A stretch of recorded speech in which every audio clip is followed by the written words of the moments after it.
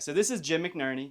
He is arguably the worst CEO in American history. It's not just me who's saying that. There's a Yale Business School course that's taught essentially on how not to do what he did.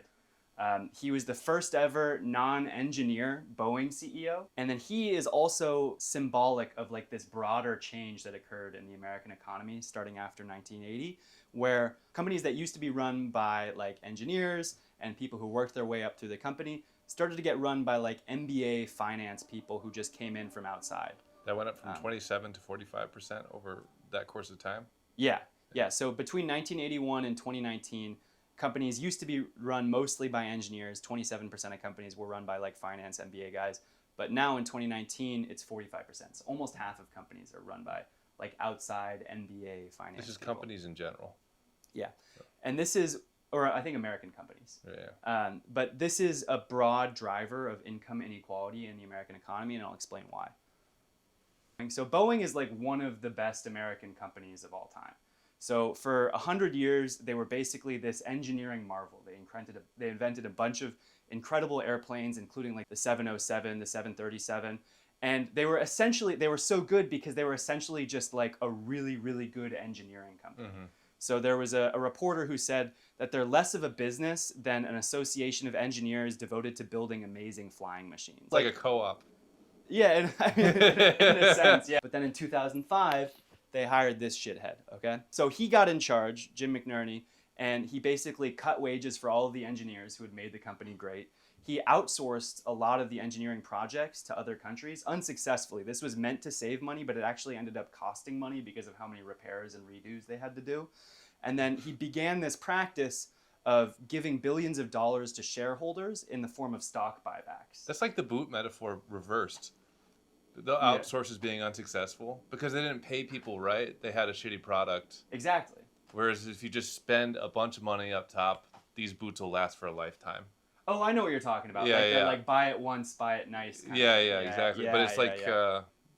It's kind of in reverse. Exactly. So like this is like the equivalent of like turning your company into like a shitty fast fashion Shein kind of thing. Yeah, you know yeah. what I mean? And he went so far as he wrote a book and he called all of the engineers at his companies PTAs, which stands for phenomenally talented assholes. And he referred to his own employees that way. Like he was calling his own employees assholes. Just an absolute Look at his face. shit. Yeah. He's just a shithead. Like there's no other way to say it. He's just an absolute shithead. He's the reason that America is failing. If you think about it, if a company has a bunch of money, there's a couple things that they can do with it, right? They can spend it on research and development, they can pay their workers more, or they can do stock buybacks, which is basically just giving the money away to shareholders. So doing stock buybacks is, in effect, it's sort of like you're choosing not to do research and development or to pay your workers more, right? Mm-hmm. And this is one of the ways that you see, income inequality increasing in America, because like something like 90% of stocks are held by the top 10% of income earners in America. What was his reputation as a CEO in like 2010? Like in the midst of all this, were people like, wow, he's crushing it? Yeah. Actually, because he made the share price go up a lot. Yeah. And that's the only because thing he's like selling the bone marrow. Exactly. Like it's all underneath. Yeah, he's selling like the blood and semen. Yeah. Of Boeing. Just to hammer down on this buybacks thing, for a solid portion of American history, this was not a practice that companies engaged in. Okay, it was popularized. There was a lot of risk associated with it. But Reagan deregulated them in '82. And so after Reagan deregulated them, you see this explosion of share buybacks. So when he started doing this, you have to remember that like this company, there were a bunch of people at this company who cared a lot about it, right? The engineers, they loved building planes, right? And so when he started, basically firing all these experienced workers and cutting corners, a bunch of the employees who stuck around were like, listen, man, like we're making a bad product right now. Like the planes are degrading. We're basically building faulty airplanes. Anyone who started like filing these complaints, he basically fired or harassed them into leaving. Some of the people who got fired filed whistleblower complaints with the FAA. And 2 of those whistleblowers mysteriously ended up dead. And I'm not gonna like engage with conspiracy theories, but like it's just important to remember that Boeing is one of the largest weapons contractors in the world. And I don't know if they should be afforded the benefit of the doubt. Right. And then the plane started crashing.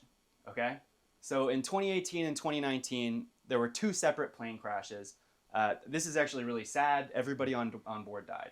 So 350 more than 350 people were killed in these 2 plane crashes. The first one and they were also importantly from the same plane. It was a 737 MAX. After the first plane crash, which happened in 2018 in Indonesia, they blamed Boeing, the executives blamed it on the Indonesian government. They said that the pilots and the air traffic controllers had made mistakes, even though they knew that it was actually a flaw in one of the software systems. The skill is avoiding responsibility and fleecing employees. Yeah. That's what's rewarded for shareholder value is how well you can extracting resources from the company. Yeah. But so this is important because 2018 you have this plane crash. They blame it on the Indonesian government. 2019, another plane crash, same plane, same mechanical problem in the plane. Okay? And guess what? In between 2018 and 2019, there was an all-time stock high. Mm-hmm. Okay? So after the first plane crashes, the stock hits an all-time high 10 days before the second plane crash. Okay? And the reason for this is because, once again, $43 billion in stock buybacks. The government did file lawsuits against Boeing, but because the fact that Boeing is so tied to the American government, there's a lot of people who work for Boeing that went to work in the American government and vice versa. And also because essentially Boeing is a monopoly. There's no other company that produces airplanes in America. The settlement that they reached was largely viewed as a sweetheart deal. So the judge who presided over the case, when it ended, basically said, okay, this settlement doesn't secure safety for Americans. This is a bad deal, but I'm powerless to stop it. And so Boeing essentially became one of these companies that was too big to fail. It almost becomes permission, in a sense, it's because it sets a precedent for them to be able to do this and get away with it. And yeah, they know they're going to get away with it. It's a lot like banks. They know that if they fail, they'll get bailed out. Yeah, they'll get the bailout. There's sort of this socialism for large corporations, capitalism for individual people kind of thing going on. We share the risk, not the reward. In this case, I think it's the most dramatic example because people literally died because of this, right? Planes crashed. They're literally selling lives. Yeah. There was a broad study done by this guy, Darren Acemoglu, who's one of the most famous economists in the world, where they essentially found that after a company hires an MBA CEO, pay for workers universally goes down. And this is not tied to an improvement in efficiency, output, investment, or productivity, right? So it's not like the MBAs are making the company better or more efficient. They're just paying people less and paying executives more. This accounts for a meaningful portion of the income inequality that we see in America today. So the solution to this problem, and I've already talked about other solutions in previous videos, things like using the FTC to break up monopolies or increasing the power of unions. But one of the solutions I haven't talked about is giving workers a say in the direction of their company, right? So the way that we could do this is by enacting something called stakeholder capitalism. And all it would take is just passing one bill, the Accountable Capitalism Act. It's already in Congress. But essentially what it would do is make it so that any company that has greater than $1 billion in revenue, 40% of their board is elected by the workers of the company. So if you think about it, in the case of Boeing, this would mean that the engineers, the people who made the company great in the first place, the people who wanted to save the company, would have a say in the way that the company was operating, right? Mm-hmm. They would have a say in the board, and the board is the person who chooses the CEO.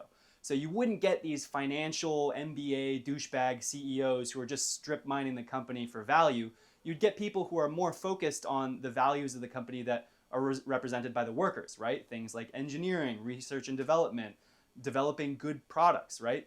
And so stakeholder capitalism is just a good way to sort of fight against some of the wrong ideas that exist within the shareholder value movement. Mm-hmm. And it's already been done in places, right? It exists in Germany, and Germany is one of the most successful economies in Europe. And so it's been proven in practice already.